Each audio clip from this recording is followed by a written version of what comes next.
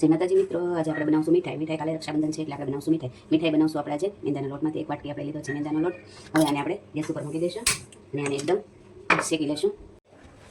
મેંદાના લોટને હવે આપણે એકદમ ધીમા ગેસે થોડોક શેકી લેશું અને કલર બદલાવા નથી દેવાનો અને જરીક વાર 1 મિનિટ ખાલી શેકી લેવાનો છે. પહેલાં શેકતા 1 મિનિટ થઈ ગઈ છે અને આપણે આનો કલર બદલાવા નથી દેવાનો ત્યાં સુધી આને 1 મિનિટ માટે એકદમ ધીમા ગેસે શેકી લીધો છે. હવે આમાં આપણે નાખી દઈશું ઘી.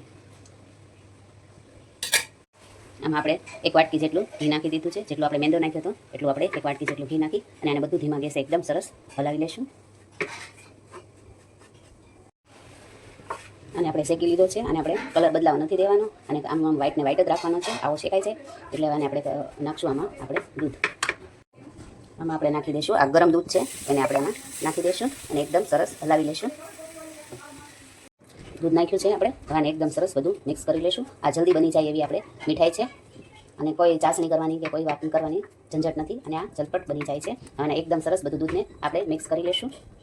હવે આમાં આપણે નાખી દઈશું ખાંડ. જેટલું આપણે મેંદાનો લોટ નાખ્યો હતો એટલું આપણે નાખી દઈશું આમાં ખાંડ નાખી અને આ બધુંને એકદમ સરસ મિક્સ કરી લઈશું. ખાંડ નાખ્યા બાદ હવે આપણે આમાં નાખી દઈશું મિલ્ક પાવડર, જેથી આપણે આમાં મેંદાનો લોટ લાગશે નહીં. અને મિલ્ક પાવડર આમાં નાખી અને એને પણ એકદમ સરસ મિક્સ કરી લઈશું. હવે આની અંદર નાખી દઈશું આપણે એલચીનો ભૂકો અને એને બધું એકદમ સરસ પાછું આપણે મિક્સ કરી લઈશું. હવે તમે જોઈ શકો છો આપણે એકદમ સરસ બધું ભેગું થઈ ગયું છે અને ત્યાં સુધી આપણે થવા દેવાનું. એકદમ સરસ જો બધું ભેગું થાય ને ત્યાં સુધી થવા દેવાનું છે. કઢાઈ છોડી દીધી છે. હવે આ બધુંને આપણે કરી દઈશું ગેસ બંધ અને આને કાઢી દઈશું આપણે પ્લેટમાં આપણે ઘી લગાડી દીધું છે. હવે આની અંદર આપણે બધું કાઢી દઈશું. પ્લેટમાં કાઢી લીધું છે બધું. હવે આને આપણે એકદમ સરસ પાથરી દઈશું. હવે આને આપણે એકદમ સરસ પાથરી લીધું છે અને હવે આમાંથી આપણે થોડુંક બચાવ્યું છે. હવે આમાંથી આપણે આ થોડુંક બચાવી લીધું છે. હવે આની અંદર આપણે નાખી દઈશું કોકો પાવડર. અને આપણે 2 ફ્લેવર બનાવી છે એટલે આમાં આપણે નાખી દઈશું થોડોક કોકો પાવડર.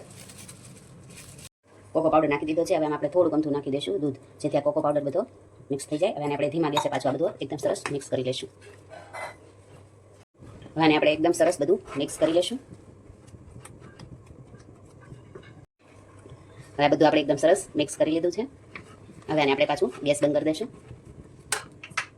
હવે આની ઉપર આપણે જે આ ચોકલેટનું બનાવ્યું હતું એને આપણે એકદમ સરસ પાથરી લઈશું.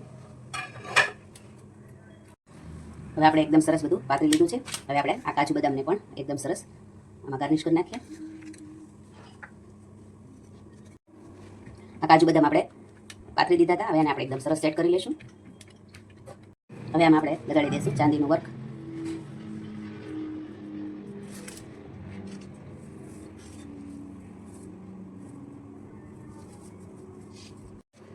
આને આપણે કટ કરી લઈશું.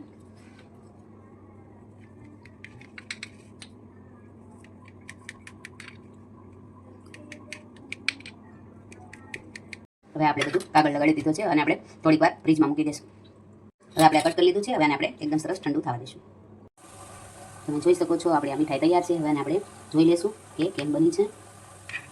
આપણે પીસ કાઢી અને એમાં જોઈ લઈશું. તમે જોઈ શકો છો આપણી આ મીઠાઈ તૈયાર છે. કોઈ કહી શકે છે કે આ મેંદાના લોટની બની છે. એકદમ સરસ આપણી મીઠાઈ બની છે. તમે જોઈ શકો છો એકદમ સરસ પૂણી બની છે.